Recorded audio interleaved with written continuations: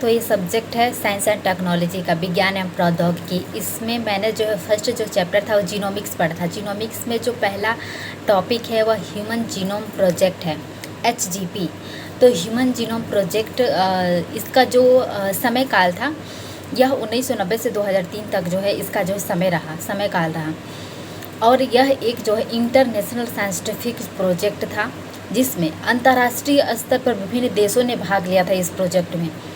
और इसमें जो है सबसे महत्वपूर्ण जो योगदान रहा था वो यूनाइटेड स्टेट्स का था। यूनाइटेड स्टेट्स के जो है national institute of health and department of energy, इन दोनों ने मिलकर जो है इस प्रोजेक्ट के लिए फंड प्रोवाइड किया था एंड लीड की भूमिका निभाई थी। तो इसलिए जो यूनाइटेड स्टेट्स की जो भूमिका है इसमें जो है सबसे महत्वपूर्ण थी। सभी देशों में से सबसे महत्वपूर्ण यूनाइटेड स्टेट्स का जो है रहा। और इसमें Canada, China, Japan, France, Bharat, इन सब देशों ने मिलकर जो है इस प्रोजेक्ट को पूरा किया। और इसमें एक महत्वपूर्ण भूमिका निभाई इन सभी देशों ने मिलकर। तो इस प्रोजेक्ट का लक्ष्य क्या रहा? तो इस प्रोजेक्ट का उद्देश्य यही था कि मानव की आनुवांशिक जो जानकारी है उसको और अधिक समझना। मतलब कि मानव के DNA में जो जीन मौजूद है उसके बारे में जानना, नाइट्रोजन क्षार अनुक्रम का पता लगाना, आनुवांशिक अनुक्रम का पता लगाना, इस प्रोजेक्ट का जो है यही लक्ष्य रहा। तो इस प्रोजेक्ट में जो है 2 तकनीकों का प्रयोग किया गया। पहला जो है अनुक्रम टिप्पण तकनीक में इसमें जो है नाइट्रोजन क्षार अनुक्रम का पता लगाया। नाइट्रोजन क्षार अनुक्रम कहने का मेरा मतलब है जिससे DNA में 4 नाइट्रोजन क्षार होते हैं, एडेनिन, गुआनिन, थाइमिन और साइटोसिन। तो ये जो क्षार हैं इनका जो है पता लगाया गया अनुक्रम टिप्पण की मदद से कि DNA में कौन से DNA में किस किस प्रकार के क्षार मौजूद हैं। और दूसरा जो तकनीक है उसमें जैव सूचना की मदद से जो भी HGP से हमें जो भी आनुवांशिक आंकड़े प्राप्त हुए थे उसको सुपर कंप्यूटर में जो है संग्रहित किया गया जैव सूचना तकनीक की मदद से। तो ये जो है ह्यूमन जीनोम प्रोजेक्ट के बारे में रहा। और इसके परिणाम, इस प्रोजेक्ट तो हो गया, इसके परिणाम क्या निकले? इसके परिणाम भी बहुत महत्वपूर्ण है। इसका परिणाम ये निकला कि इससे जो है ये पता चला कि मानव जीनोम में जो है लगभग 3 बिलियन जो है नाइट्रोजन क्षार पेयर्स हैं। मतलब 3 बिलियन जो है DNA बेस पेयर्स में मौजूद है मानव जीनोम में। और दूसरा ये परिणाम निकला कि मानव जीनोम में जो है जीनों की जो संख्या है लगभग 25 से 30 हज़ार जो है। तो ये जो है इन 25 से 30 हज़ार जीनों के बारे में जानना, इनके कार्य प्रणाली के बारे में जानना, इनके प्रोटीन संश्लेषण की क्रिया के बारे में जानना, कौन से जीन कौन से रोग के लिए उत्तरदायी होते हैं, ये सब चीज़ों के बारे में जानना, इन सब के बारे में जानना ही प्रोजेक्ट का जो है इस सबसे महत्वपूर्ण लक्ष्य यही था कि इन जीनों के बारे में जो है रिसर्च करना। तो और तीसरा परिणाम ये निकला कि इससे ये पता चला कि मानव जीनोम में जो है मानव जीनोम का लगभग 50% जो हिस्सा है पुनरावृत्ति रिपीटेड सीक्वेंस में है, पुनरावृत्ति क्रम में है, या जंक DNA है 50% हिस्सा। और ये भी पता चला कि मानव जीनोम की किसी विशिष्ट कोशिका का जो है मात्र 2% जो जीन है, मात्र 2% जीन ही जो है क्रियाशील है और प्रोटीन संश्लेषण की क्रिया में भाग लेते हैं, मात्र 2%। और इसका परिणाम ये भी निकला कि इससे ये पता चला कि किसी भी मानव में जो है जो आनुवांशिक समानताएं होती हैं वह 99.9% है। किसी भी मानव जीनों का जो आनुवांशिक समय, जैसे कि मेरे और मेरे माता पिता में जो आनुवांशिक समानता है वो 99.9% है।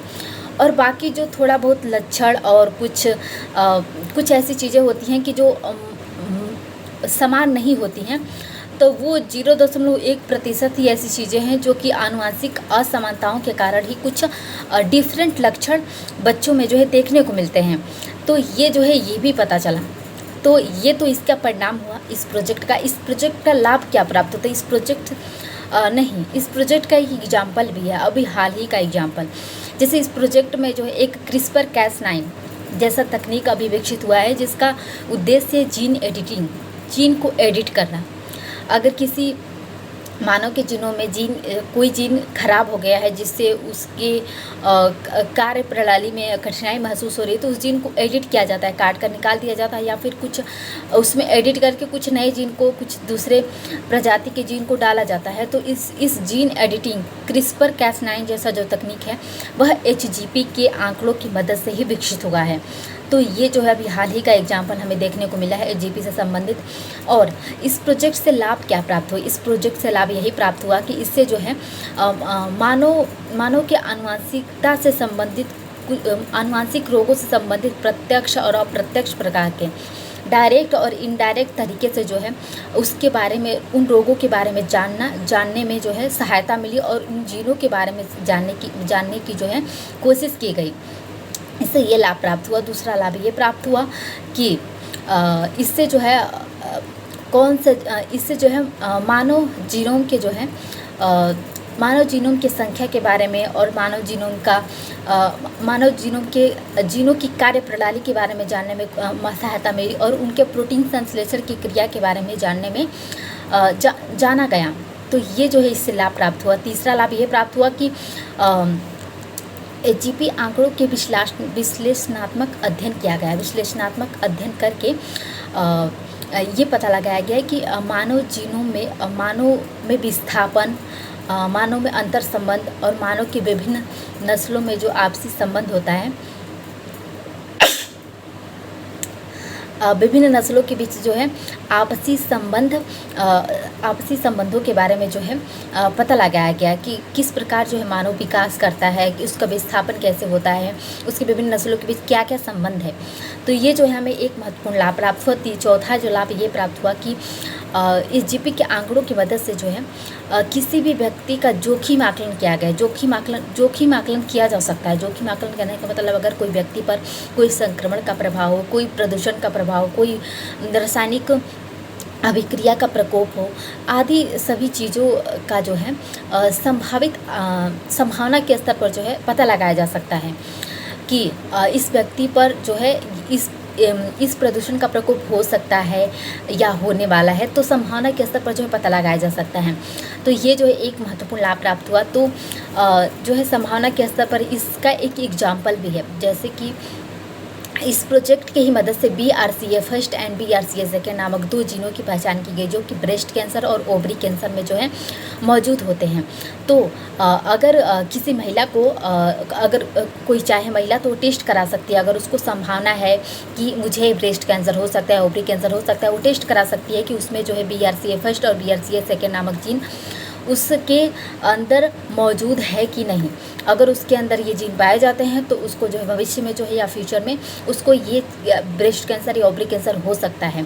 इसी तरह इसका एग्जांपल है हॉलीवुड की एक फेमस एक्ट्रेस थी एंजेलिना जोली, जिनका जो माता पिता, जिनके माता नानी, मतलब जो भी पीढ़ियाँ थी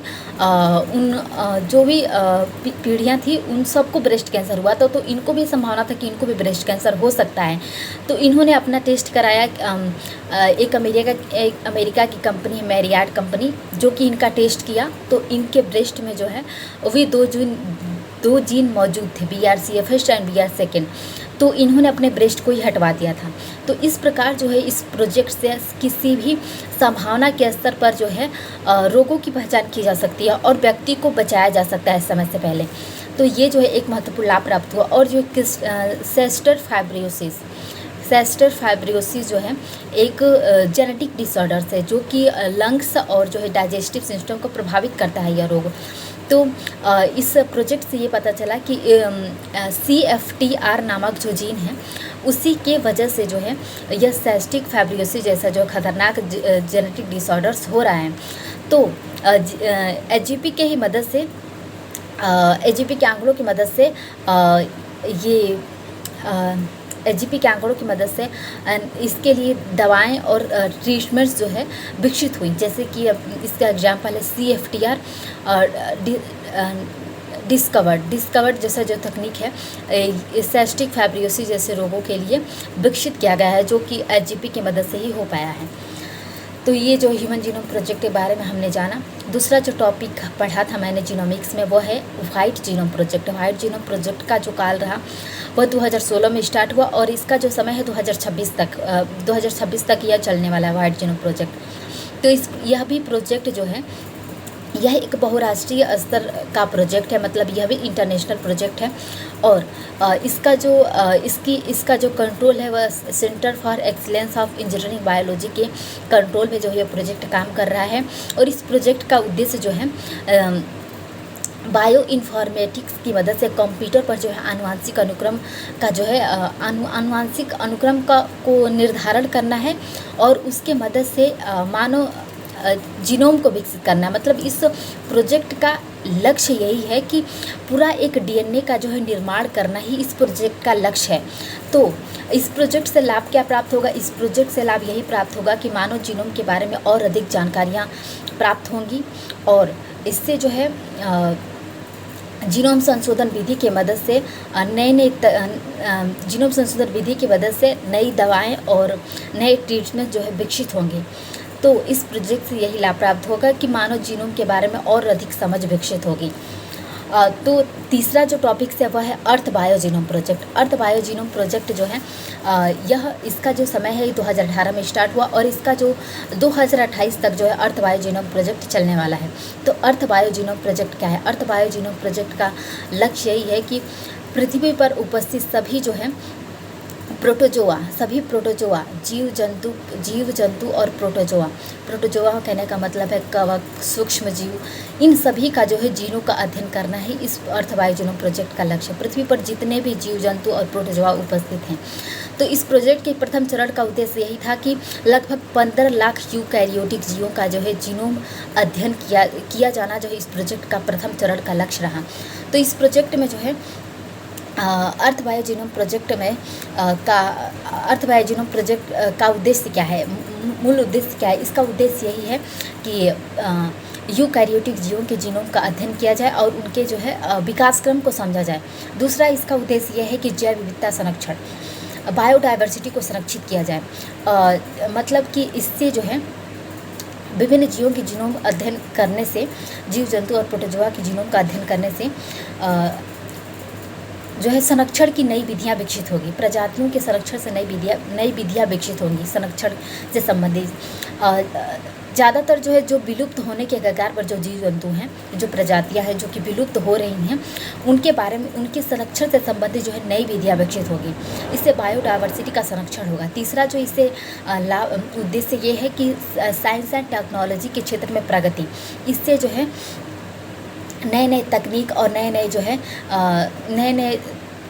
नए नए संसाधन जो है विकसित होंगे, जो कि साइंस एंड टेक्नोलॉजी के क्षेत्र में जो है अपार जो है वृद्धि जो है मिलेगी। और इसका उद्देश्य यह है कि जीवों की उत्पत्ति और विकास क्रम को समझना, कैसे जीव विकसित होते हैं और उनका विकास कैसे होता है, उस परिवेश में कैसे वो रहते हैं। तो उनके जीनोम का अध्ययन करने से जो है ये जीनोम का अध्ययन करने का उद्देश्य यही है कि उनके विकास क्रम को भी समझना। और इस प्रोजेक्ट का लाभ क्या प्राप्त हुआ? अर्थ बायो जीनोम प्रोजेक्ट से लाभ क्या प्राप्त होगा? तो इसके लाभ यही प्राप्त होगा कि संरक्षण में मदद मिलेगी, जीवों के संरक्षण में मदद मिलेगी, उनके संरक्षण से संबंधित नई विधियाँ विकसित होगी और उनके संरक्षण को लेकर जो है ये पता चला गया कि कौन सा जीव जो है विलुप्त हो रहा है, तो उस जीव को बचाने की जो है कोशिश की जाएगी, संरक्षण करने की कोशिश की जाएगी। तो इस प्रोजेक्ट से ही हो पाएगा, लाभ यही प्राप्त हुआ है। और दूसरा लाभ ये प्राप्त हुआ कि उनके विकास की जो है समझ विकसित होगी। वे जीव किस प्रकार पर्यावरण में विकास होते हैं, किस प्रकार विकसित होते हैं, किस प्रकार प्रजनन करते हैं, उनके प्रजनन की क्या प्रक्रिया है, ये सब के बारे में जाना गया, जिससे काफ़ी हेल्प मिली बायोडाइवर्सिटी के क्षेत्र में।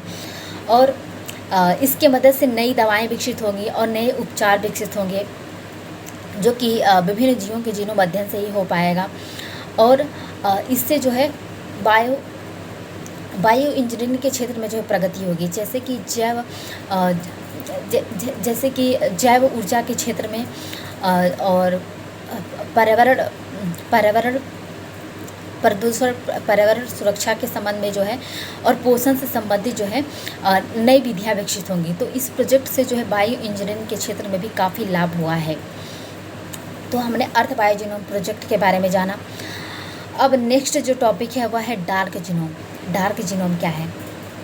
डार्क जीनोम जो है, डार्क जीनोम के का जो पहले जो नाम था वह जंक डीएनए के नाम से जाना जाता था, जो कि अब इसको डार्क जीनोम नाम दे दिया गया है। डार्क जीनोम क्या है? डार्क जीनोम वो है, डार्क जीनोम हमारे जो मानव जीनोम होता है उसका वह हिस्सा है जो कि प्रोटीन संश्लेषण में भाग नहीं लेता है।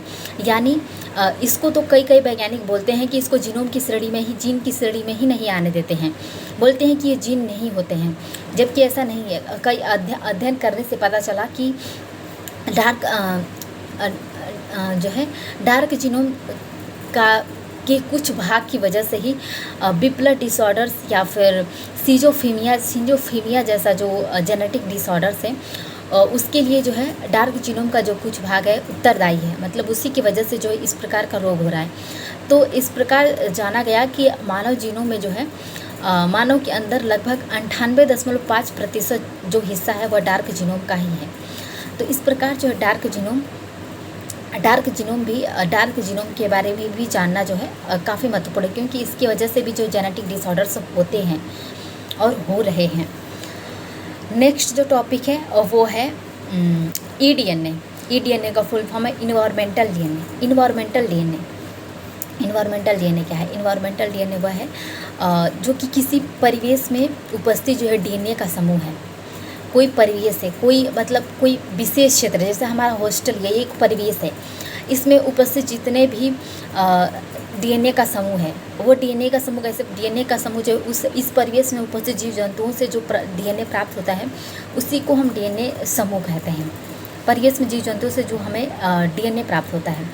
तो ये जो डीएनए है ये हम मृदा, जल और वायु 3 प्रकार के जो है पर्यावरणीय स्थलों से जो है डीएनए का जो समूह है जो कि उस परिवेश में उपस्थित जीव जंतुओं से प्राप्त होता है, मृदा, जल और वायु से जो है प्राप्त किया जा सकता है। और जो है इससे प्राप्त करने से जो है उस परिवेश में जितने भी जीव जंतु उपस्थित हैं उनके विस्थापन, उनके व्यवहार के बारे में, उनके कार्य प्रणाली के बारे में जो है जानने में जो है मदद मिलेगी और जाना जा सकता है। तो ये जो है वैज्ञानिक जो है उनके जो है बाल, नाखून, मृत शरीर की कोशिका और जो भी ऐसी चीज़ें हैं जो कि उस परिवेश में उपस्थित जीव जंतुओं से जो है अलग हो जाती है। मतलब जीव जंतु जो रहते हैं उस परिवेश में जो है डीएनए छोड़ते रहते हैं, जिसे बाल के माध्यम से, नाखून के माध्यम से, मृत शरीरों के माध्यम से, इन सब चीज़ों से जो है जो वैज्ञानिक होते हैं डीएनए इकट्ठा करते हैं जाके उस परिवेश में, और उस डीएनए को जो है चिकित्सा अनुसंधान में उसके बारे में जो है उसके जीनोम अध्ययन किया जाता है, उनके जीनों के बारे में जीनोम अध्ययन किया जाता है, और उस जीनोम के अध्ययन से ही उस परिवेश में उपस्थित जीव जंतुओं के बारे में जाना जा सकता है कि कौन सा जीव कैसे विकसित होता है, कौन सा जीव विलुप्त होने की कगार पर है, कौन से जीव पर अधिक ध्यान देने की ज़रूरत है।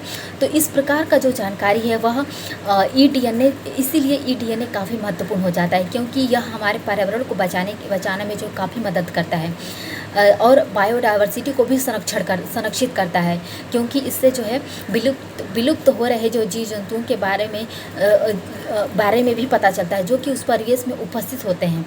तो इस प्रकार जो है, और इसका एक महत्वपूर्ण फैक्ट ये भी है कि बिना जीव जंतुओं को बहुत फिजिकली पकड़े, मतलब बिना उनको पकड़े ही उनके मात्र जीनोम अध्ययन से ही उनके कार्यप्रणाली, उनके विकास क्रम और उनके विलुप्ति, अगर कोई जीव विलुप्ति का कगार पर है तो उनके हर चीज़ फंक्शंस के बारे में जाना जा सकता है मात्र जीनोम अध्ययन से ही।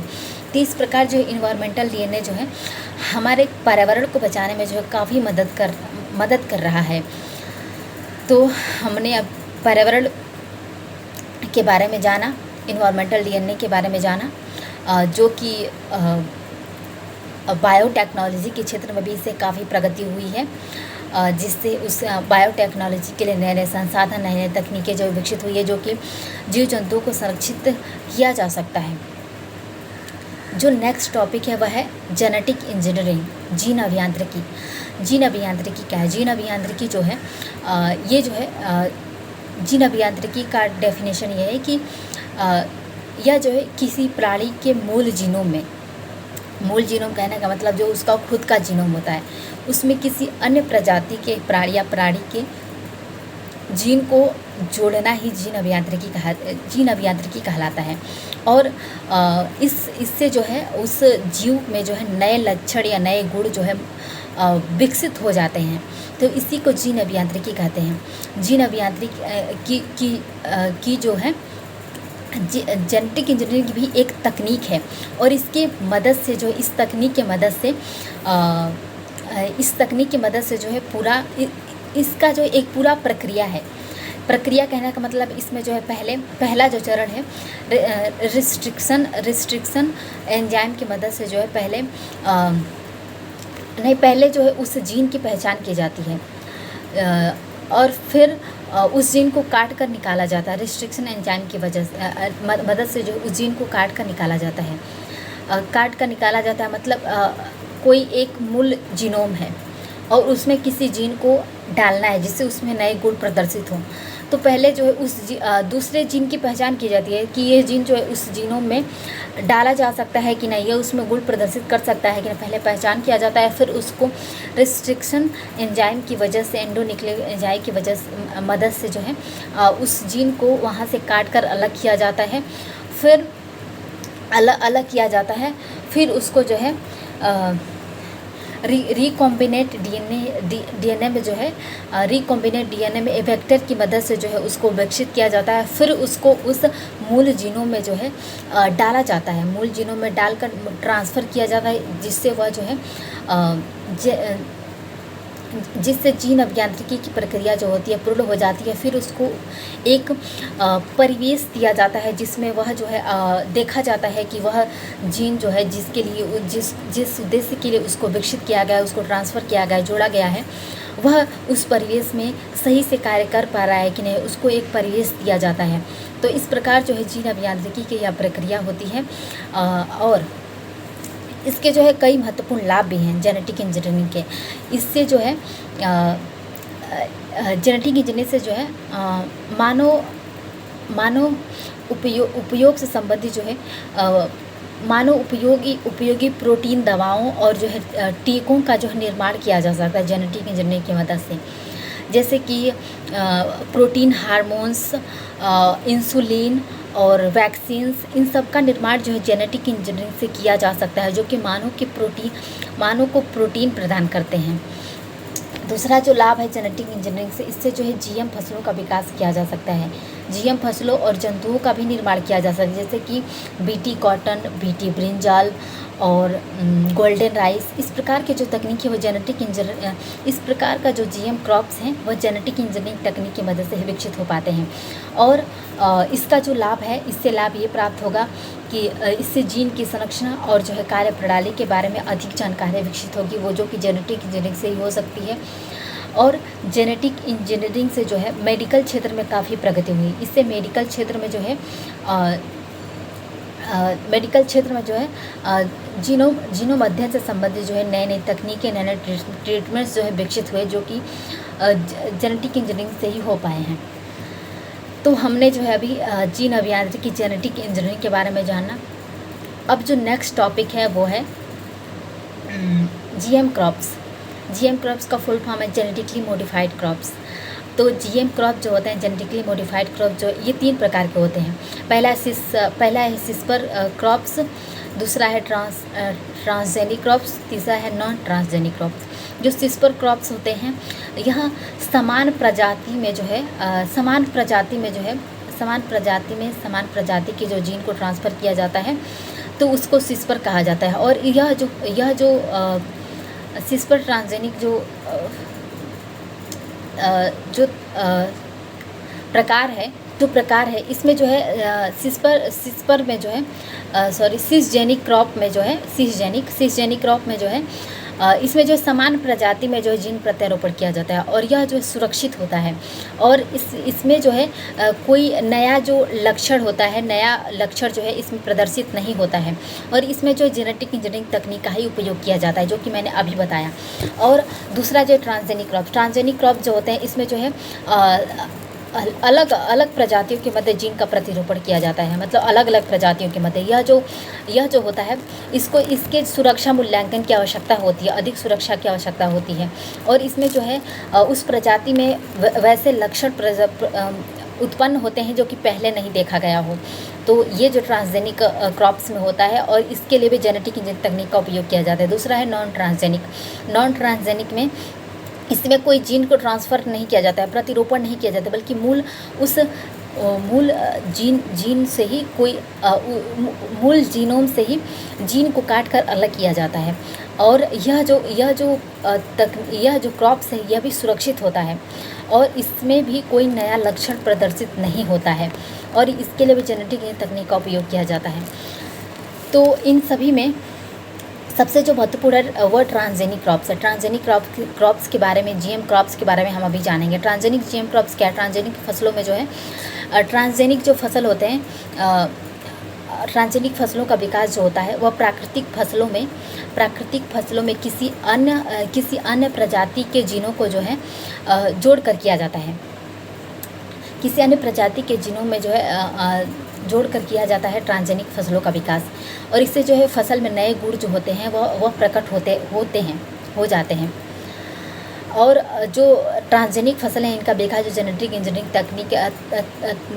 इंजीनियरिंग की प्रक्रिया है उसी पर आधारित होती है और जो वर्तमान में जो कृषि व्यवस्था है उसमें जो इसका महत्व जो है लगातार बढ़ रहा है। ट्रांसजेनिक क्रॉप्स का लगातार जो महत्व है वो कृषि क्षेत्र में बढ़ रहा है। इसके जो है 6 लाभ प्राप्त होते हैं। पहला है उत्पादकता में वृद्धि, दूसरा है खरपतवारनाशी प्रतिरोध, पहला है उत्पादकता में वृद्धि, दूसरा है पोषण स्तर में सुधार, तीसरा है खरपतवारनाशी प्रतिरोधक क्षमता, तीसरा है कीट प्रतिरोधक क्षमता, पाँचवा है नए उत्पादों की प्राप्ति और जो छठवां है औषधीय गुणों का विकास। तो इस प्रकार जो है 6 लाभ जो होते हैं या ट्रांसजेनिक क्रॉप से जो हमें प्राप्त होते हैं।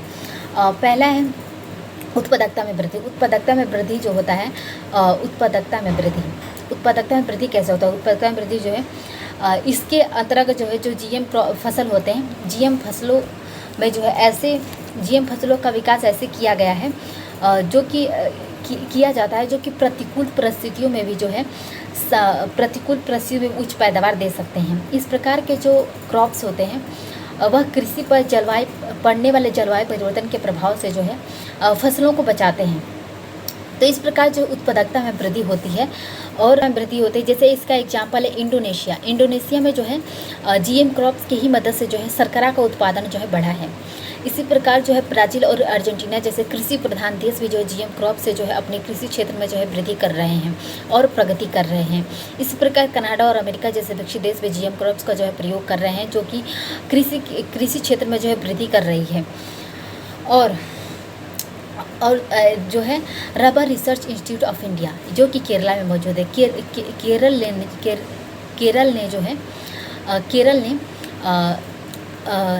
केरल के द्वारा जो जीएम रबर का जो विकास किया गया है, केरल के द्वारा जीएम रबर का विकास किया गया है जो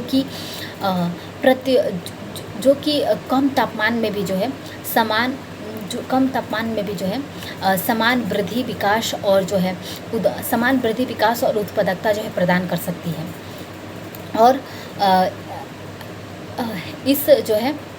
इस जीएम प्रजाति के मदद से जो है इस जीएम क्रॉप्स का जो विकास है मोस्टली उत्तर पूर्वी राज्यों के लिए किया गया है, जहाँ पर जो है कम तापमान होने की वजह से जैसे ठंडी की ऋतु में जो है रबर का विकास नहीं रुक जाता है। तो इस प्रकार जो उत्तर पूर्वी राज्यों के लिए जो है जीएम रबर का विकास किया गया है। जीएम रबर का विकास कैसे? जीएम रबर में जो है वह रबर जो कि कम तापमान में जो है विकसित नहीं हो पाती है, मतलब गर्म जलवायु के लिए अनुकूल होती है। रबड़ जो है उसको जो है अधिक तापमान चाहिए होता है, तो जो सामान्य रबड़ है उसमें जो है MnSOD नामक जो है जीन को डाला गया। इससे जो है GM रबर प्राप्त हुआ। GM रबर जो है ऐसा GM रबर प्राप्त है जो कि ठंडे जलवायु में भी जो है समान वृद्धि, विकास और उत्पादकता जो है प्रदान कर सकती है। तो इस प्रकार जो है 2021 में जो GM रबर के जो है परीक्षण के तौर पर जो है गुवाहाटी असम में जो है पहला GM रबर जो है विकसित किया गया है 2021 में। GM रबर जो है लगाया गया। दूसरा है पोषण स्तर में सुधार। पोषण स्तर में सुधार इसका एग्जाम्पल है गोल्डन राइस और सुपर बनाना। गोल्डन राइस का विकास कैसे होता है? गोल्डन राइस जो है राइस में जो है बी कैरोटीन नामक जो जीन को जीन को डाला जाता है। राइस में बी कैरोटीन नामक जीन को डाला जाता है जिससे गोल्डन राइस प्राप्त होती है।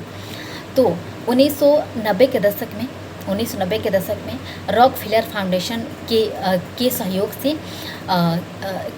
से जो है इंगोपोट्रिकस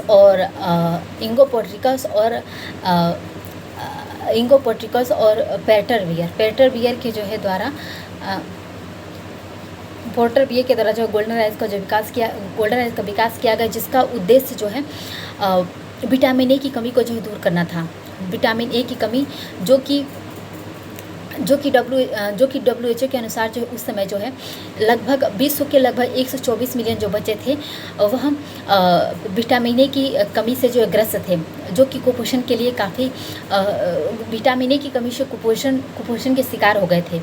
और WHO के आंकड़े के अनुसार भी जो है विश्व में प्रति वर्ष लगभग जो है 2 मिलियन जो बच्चों की जो है वह विटामिन ए की कमी से मृत्यु हो जाती है प्रति वर्ष। तो इस प्रकार जो है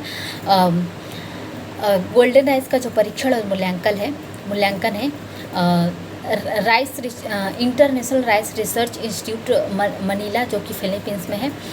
फिलीपींस में जुलाई 2021 में जो है दुनिया का जो पहला ऐसा देश बना जो कि जिसने गोल्डन राइस को जो है अपनी कृषि व्यवस्था में जो है अपनाया। गोल्डन राइस को अपनी कृषि व्यवस्था में जो है अपना लिया।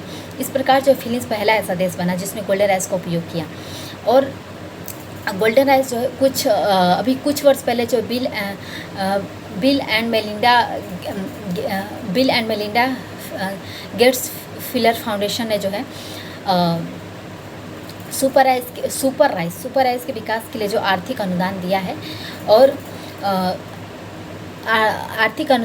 जिसमें vitamin A, vitamin E, protein और जो है जिंक आदि की जो है मात्रा भी मौजूद है विटामिन ए के साथ साथ। तो इस प्रकार जो है सुपर राइस के लिए फंड प्रोवाइड कर दिया गया है और अभी सुपर राइस अभी बनाया जा रहा है और सुपर राइस की मदद से जो है सुपर राइस का भी विकास किया जा रहा है। तीसरा है खरपतवार नाशी प्रतिरोधक क्षमता। खरपतवार नाशी प्रतिरोधक क्षमता में जो है GM सरसों या DMH का फुल फॉर्म है धारा मस्टर्ड हाइब्रिड 11।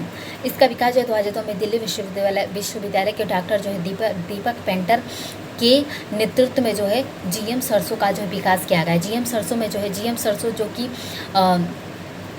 ग्लूफोसाइनेट एक जो है कीटनाशक दवा है जो कि सभी फसलों में छिड़काव होता है। ग्लूफोसाइनाइट जब सरसों में छिड़का जाता था तो सरसों की जो फसल है वह कीटनाशकों के साथ सरसों की फसल भी नष्ट हो जा रही थी। तो इसीलिए जो है GM सरसों का विकास किया गया। GM सरसों जो कि ग्लूफोसाइनेट के प्रभाव से जो प्रभावित हो जाती है। इसमें जो है बारनेस और बारस्टार 3 प्रकार के जो है जीनों को प्रत्यारोपण किया जो कि मृदा जीवाणुओं से प्राप्त किया गया था। इन 3 प्रकार के जीनों को जो है सरसों के जीनों में डाला गया जिससे DMH11 प्राप्त हुआ। DMH11 में DMH11 जो कि ग्लूफोसाइनाइट का जो है प्रयोग इसमें किया जा सकता है जिससे खरपतवारों का प्रबंधन किया जा सकता है और इससे उत्पादकता में भी वृद्धि होगी। तो इस प्रकार जो है और भारत में वरुणा प्रकार किस्म की जो सरसों है इसका वरुणा किस्म की सरसों को उगाया जाता है। तो वरुणा सरसों में जो है वरुणा सरसों को जो है 3 प्रकार के जीनों को डालकर उसको DMH11 में DMH11 या GMS सरसों में परिवर्तित किया गया। तो इस प्रकार जो DMH11 जो है आनुवांशिक रूप से संशोधित जो है सरसों की जो है संकर प्रजाति जिसमें मृदा के जीवाणुओं से प्राप्त 3 प्रकार के जीनों को जो डाला गया और इसमें जो है इस प्रकार जो इसमें खरपतवार राशि जो प्रतिरोधक क्षमता है उसको विकसित किया गया, जिससे जो है इसमें खरपतवार का प्रबंधन किया जा सके और इससे जो है लगभग 30% जो है 30% तक की जो है अधिक वृद्धि हो सकती है इसकी उत्पादकता में। और इस प्रकार जो है और इसको जो व्यवसायिक कृषि के लिए उपयुक्त माना गया, इसीलिए GEAC genetic engineering approval committee GEAC ने जो है इसे जो है खेतों में पकाकर जो पर्यावरणीय जांच पड़ताल करने की जो अनुमति दी है, जो कि GM सरसों को जो है व्यवसायिक कृषि के लिए भी उपयुक्त माना गया है, लेकिन अभी इसकी अनुमति दी नहीं गई है व्यवसायिक कृषि के लिए। कीट प्रतिरोधक क्षमता कीट प्रतिरोधक क्षमता क्या है? कीट प्रतिरोधक क्षमता का उदाहरण है बीटी कॉटन, बीटी ब्रिंजल और बीटी ब्रिंजल। बीटी कॉटन में जो है बीटी कॉटन मतलब कपास में जो है बालवाम के प्रभाव से जो है कपासों की जो विकास नहीं हो पा रहा था। बालवाम एक प्रकार का कीट है जो जिसके प्रभाव से जो कपासों का विकास नहीं हो, इसीलिए जो है बीटी कॉटन का विकास किया गया। इसमें जो है क्राई1 AB और क्राई2 AB नामक 2 जीनों को जो है कपास में डाला गया, जिससे जो बीटी कॉटन विकसित हुआ। बीटी कॉटन में जो क्राई प्रोटीन नामक जो है क्राई प्रोटीन पाया जाता है बीटी कॉटन में, जो कि बालवाम के प्रभाव को जो है नष्ट कर देती है। इससे जो है फसल की सुरक्षा होती है, जिससे कि उत्पादकता वृद्धि होती है और इससे जो पर्यावरण भी संरक्षित होता है। पर्यावरण की सुरक्षा होती है जिससे कि पर्यावरण की सुरक्षा कहने का मतलब इसमें जो बीटी कॉटन में जो है कीटनाशकों का प्रयोग नहीं किया जाता है, जिससे कि पर्यावरण भी सुरक्षित होता है। तो इस प्रकार जो है बीटी कपास जो आनुवांशिक रूप से संशोधित जो है आधुनिक फसल है और जो कि अमेरिकी कृषि कंपनी मोनसेंटो के द्वारा जो विकसित किया गया था। और बीटी कपास जो है कपास में लगने वाले बालवाम के प्रभाव को भी नष्ट करता है। और बीटी कॉटन का मुख्य उद्देश्य रासायनिक कीटनाशकों के प्रयोग को कम करना है और जो पर्यावरण को सुरक्षित करना है। इसी प्रकार जो है 2002 में GEAC और जो है पर्यावरण मंत्रालय ने मिलकर जो है इनकी अनुमति से जो भारत में बीटी कपास की जो है खेती शुरू की गई और जो यह एक सफल प्रयोग भी हुआ। वर्तमान में जो है लगभग 95% से अधिक जो है बीटी कपास का जो है बीटी कपास उगाया जा रहा है 95% से अधिक। और भारत में जो है बीटी कॉटन का जो बीज है उसको जो है बालगाट के नाम से जो है मोनसेंटो जो कि अमेरिका की कंपनी है और मोहैको जो कि इंडिया की कंपनी, इन दोनों ने संयुक्त रूप से जो है बालगाट को जो है बालगाट के बीज को जो है बालगाट के नाम से जो है बीटी कपास के बीज को जो है मार्केट में जो बेच रहे हैं। बीटी ब्रिंजल क्या है? बीटी ब्रिंजल जो है ब्रिंजल में जो है जो कि उनके फ्रूट्स और जो स्टेम होते हैं, तना होता है, उसको जो है वे जो बोरर से प्रभावित होते हैं, कीटों से प्रभावित होते हैं। तो इसीलिए जो है बीटी ब्रिंजल में क्राई1 AC नामक जीन को डाला गया, जिससे जो बीटी ब्रिंजल विकसित हुआ। यह जो बीटी ब्रिंजल है इससे जो है स्टेम और फ्रूट्स बोरर को जो है बोरर को जो नष्ट करता है। बीटी ब्रिंजल तो विकसित हो गया, लेकिन जो है इससे जो है GEAC के द्वारा 2009 में जो है बीटी बैगन की खेती की अनुमति दी गई, लेकिन जो है GM खाद्य फसल के जो है GM खाद्य फसलों के सामाजिक विरोध के कारण जो है इसको रोक लगा दी गई है। बीटी ब्रिंजल को जो 2009 से बैन कर दिया गया, लेकिन जो है 2013 से ही बांग्लादेश जो ऐसा देश है जो कि जो है बीटी ब्रिंजल जो है पैदा कर रहा है, उगा रहा है। दूसरा है जो 5वां जो लाभ था नए उत्पादों की प्राप्ति था। जो अनुवांशिक रूप से संशोधित जो है उन फसलों में ऐसे जीनों को प्रतिरूपित किया जाता है जो फसल में जो है नए उत्पाद जो है पैदा कर सकते हैं। जैसे कि मटर में जो है एल्बुमिन प्रोटीन, टमाटर में इंसुलिन, सरसों में ओमेगा 3/6 फैटी एसिड, इस प्रकार के जो नए उत्पाद हैं वह जो है पैदा होते हैं। ट्रांसजेनिक फसलों में। इसका जो छठवां लाभ है औषधीय गुणों का विकास। जेनेटिक इंजीनियरिंग जीआई तकनीक की मदद से जो है जो औषधीय पादप हैं उनके गुणों को और विकसित किया जाता है, या फिर उनमें जो है नए औषधीय जो गुण होते हैं उसको प्रकट किया जाता है। उदाहरण के लिए जैसे तुलसी और हल्दी में जो है जेनेटिक इंजीनियरिंग के द्वारा जो औषधीय गुण जो है प्रकट किए गए हैं। तो इस प्रकार जो है हमने पूरे जो है ट्रांसजेनिक जीएम क्रॉप्स के बारे में जाना।